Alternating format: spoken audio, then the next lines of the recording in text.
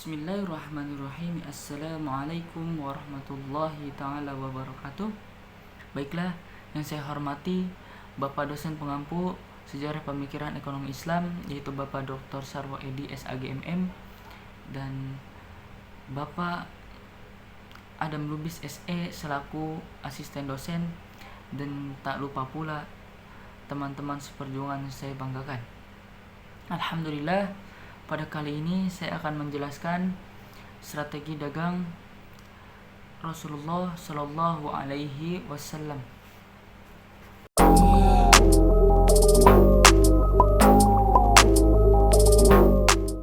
Baiklah, apa saja sih strategi dagang ala Rasulullah Shallallahu Alaihi Wasallam?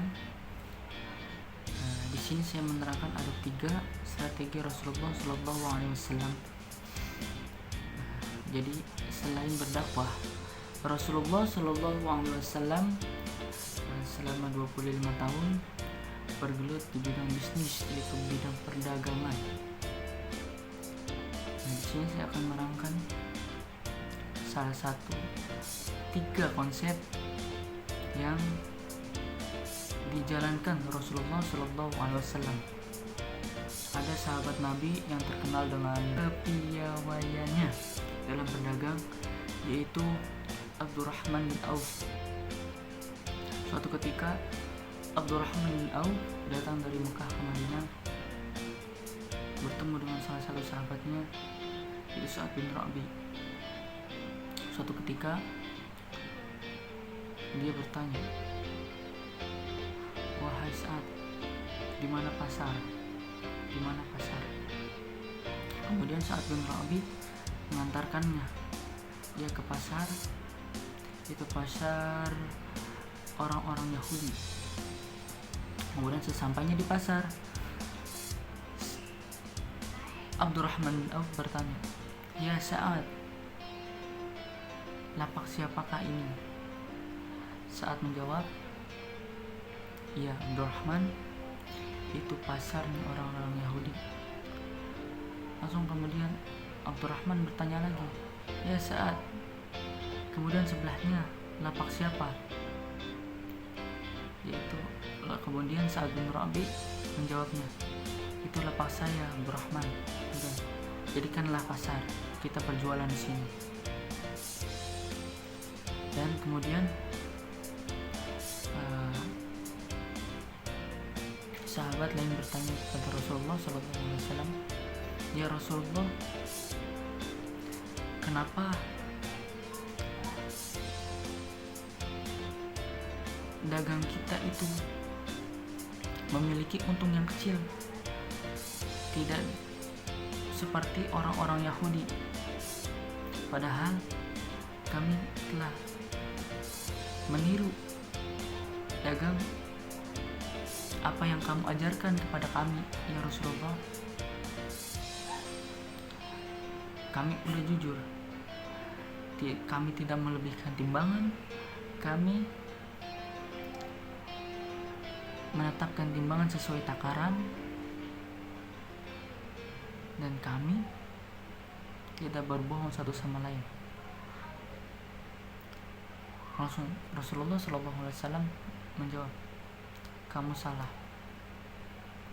Kemudian Rasulullah menjawab lagi, "Seharusnya kamu berjualan itu melebihkan barang dagangan yang kamu jual. Orang Yahudi banyak labanya dikarenakan ia curang dalam bertimbangan, curang dalam berdagang, sehingga dia semakin hari semakin banyak untungnya. Berbeda dengan Muslim yang setiap hari tetap, maksudnya itu tidak melebihkan, jujur apa adanya. Sehingga Rasulullah berpendapat, lebihkanlah timbangan kamu. Misalnya kita membeli sebuah kurma dengan 1 kilo, kita lebihkanlah sekiranya itu seraup, kalau enggak seraup setengah lah. Untuk apa? Untuk buat penghangat di sini, yaitu buat penanda aja. Ibarat ini, orang dari mulut ke mulut biasanya akan membicarakan apa yang kita jual. Misal begini, satu pedagang yang lain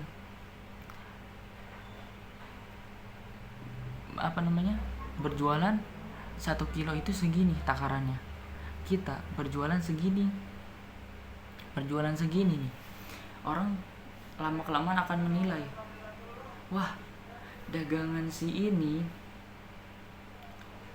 ternyata lebih banyak dari dagangan si ini, sehingga akan dari omongan itu pembeli itu akan berbalik arah ke kita. Nah, itu strategi dari Rasulullah SAW. Yang kedua itu tidak lupa untuk bersedekah.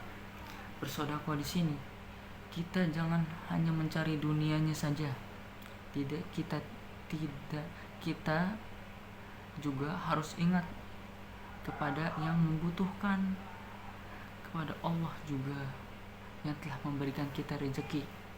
Masih banyak orang yang di luar sana yang ingin seperti kita. Bahkan ada doa yang sangat penting, yaitu Allahumma barik lana fima razaqtana wa qina azabannar.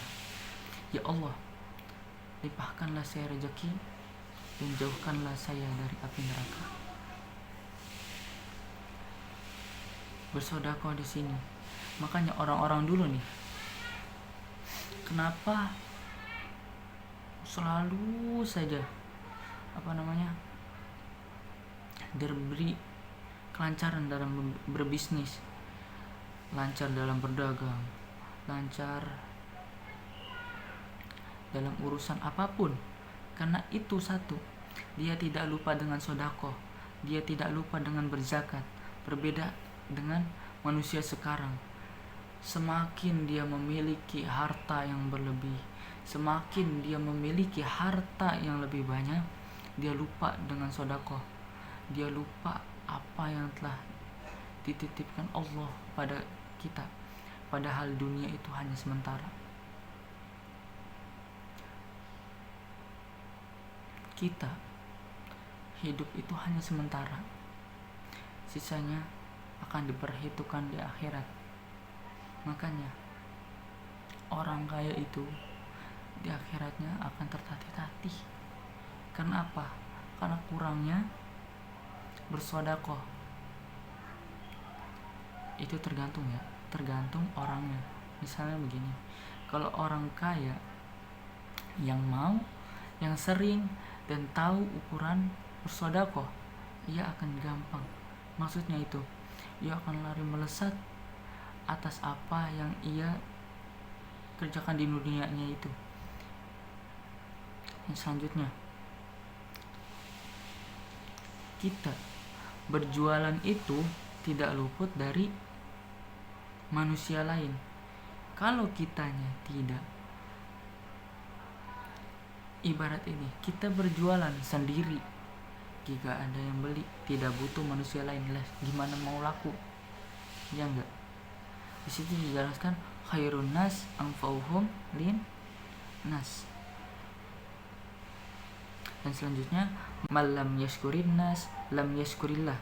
Siapa yang tidak berterima kasih kepada manusia, ia tidak bersyukur kepada Allah. Makanya itu, kita berdagang sangat bersyukur kepada manusia lain. Ibarat kita berdagang dengan murah senyum, selalu menampakkan kesenyuman, keceriaan, berjujur apa adanya atas apa yang kita perdagangkan. Nah, orang lain, saat misalnya pembeli, saat kita melihat pedagang itu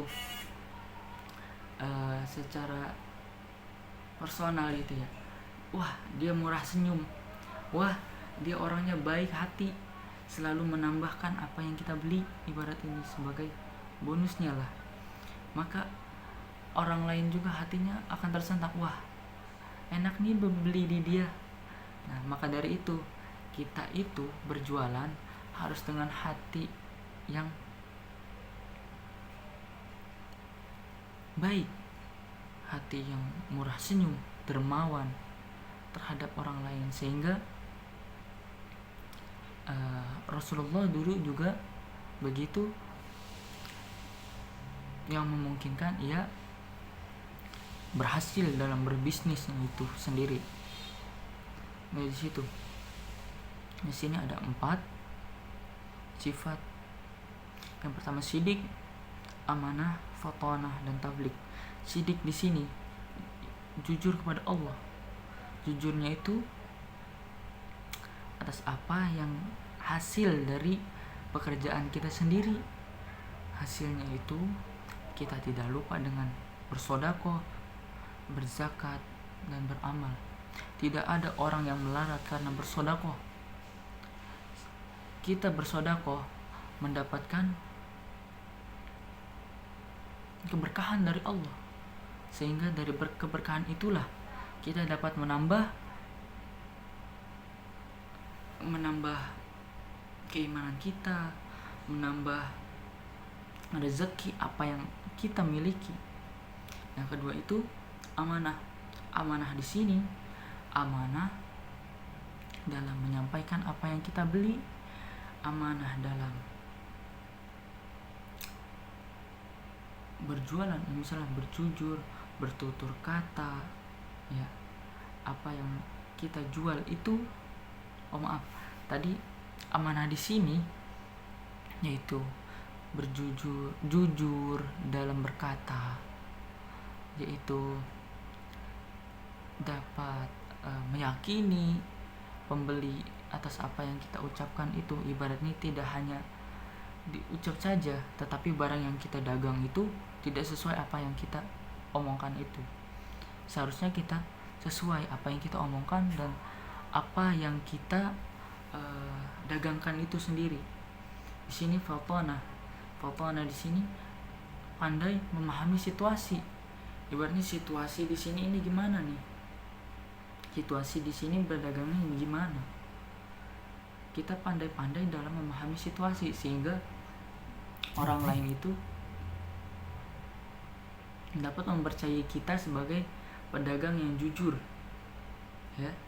Selanjutnya tablik menyampaikan, maksudnya sama dengan amanah tadi, kurang lebih seperti itu, menyampaikan apa yang kita perjualkan itu sehingga orang lain itu tidak kecewa dengan kita, orang lain itu senang atas apa yang kita perjualkan gitu, sehingga akan mendapat keberkahan dan kita mendapatkan keimanan serta mendapatkan rezeki yang halalan thayyiban.